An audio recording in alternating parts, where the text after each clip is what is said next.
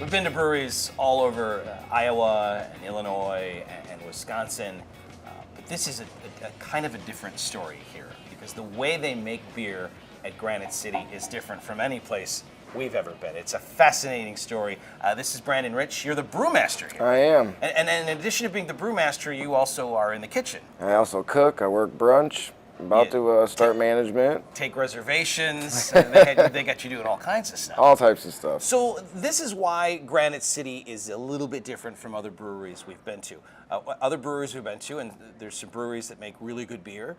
There's a couple of places we've been to that have really good food and really good beer. And certainly Granite City has that and has had that for a long time. Yeah. But what's interesting about other places you go is they do all of the beer processing there. They make all of the beer. All of the brewing is done in-house. And then they do all of the food there.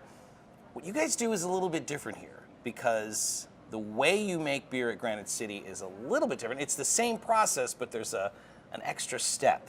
Yeah, we actually have a process called fermentation interruptus. So we have Fermentation interruptus. Yeah. That sounds like something you would see in a Roadrunner cartoon. My girlfriend says it sounds like something out of Harry Potter. Yeah, right. It's a magic trick. Yeah. So the thing is, there's a brewery north of Ames. Yeah. I think Ellsworth, Iowa. Ellsworth, and you can't. It's not open to the public, right? It's I don't think so. I don't think it's open to the public. It's just they call it the Wort House. The Wort House. Yeah. So they make all of the wort there in Ellsworth. Yeah. They basically they make the wort there. And they ship it out to all the Granite Cities. So basically they're making the base of the beer. It's basically flavored water that they ship out to all the breweries. If this is your first episode of Brewed, thanks for watching. Wort is unfermented beer. Yeah. Right. So that's like the building blocks. It's the building block. So these guys in Ellsworth do that for you. Yeah. And then they put it in a tanker?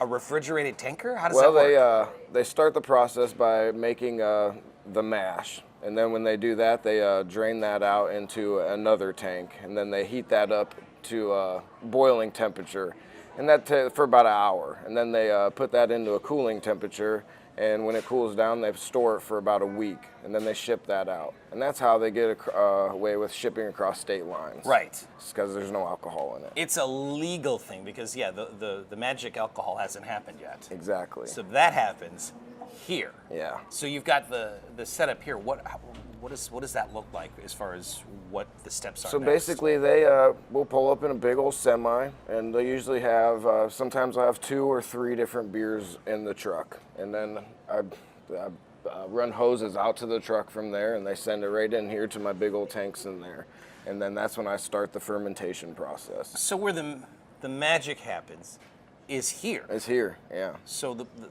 beer is brewed here. Yep, it's turned into alcohol here. So all of the good stuff happens here on site. Yeah.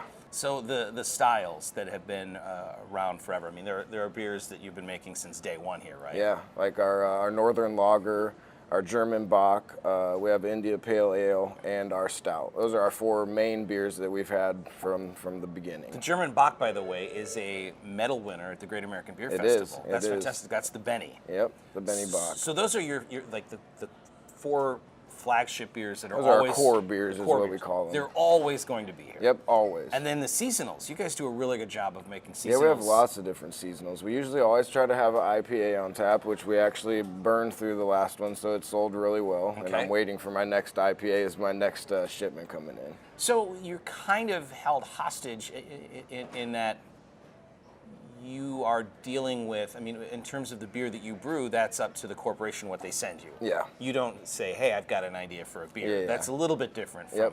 but they do a good enough job of rotating things in and out. I mean, Yeah. and I know you guys make a big event every time you bring a new beer on, right? Yeah, usually we got an Irish Red Ale about to tap on the 29th of this month. Right. I'm going to use some of that and make an Irish Red Whiskey Ale out of that.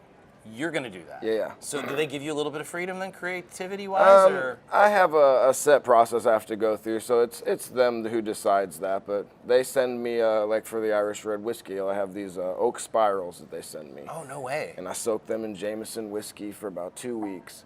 And then when I get to make that beer, I'll put that in there, and then that'll sit and age for about 2 or 3 more weeks. Beer always tastes better when you're drinking it where it's made, so I guess Yeah. that's the whole concept here, right? It is, yeah. Because there's Granite Cities all across the Midwest.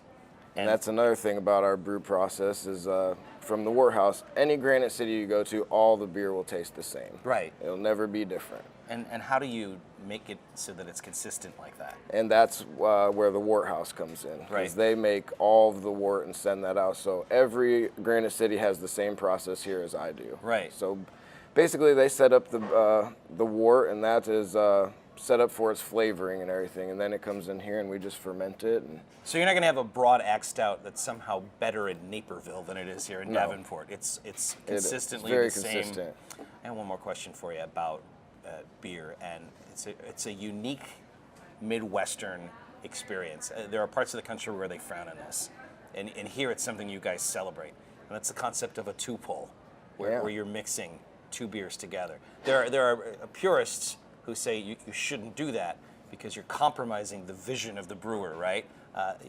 You guys say nonsense. The idea is making different flavor combinations work or not work. Yeah, it's actually very popular here. That was probably the first beer I started drinking when I worked here before I became the brewmaster. I started out with the Benny Bach, and then someone told me about the two-pull. So I tried that, and it's amazing. So it's not frowned upon here. It's not frowned upon. It. It Like is. two-pulls are probably people order more two-pulls than anything else, right? Yeah, it's very popular here. All right, I know what I'm having as soon as the interview's done. And with that, the interview is done. That sounds great. Brandon, thanks so much for your time. No problem. Granite City. If you're thinking about coming to Bootleg Hill, and you should, but you're thinking Mead may not be for you, by the way it is, and we're going to do a flight.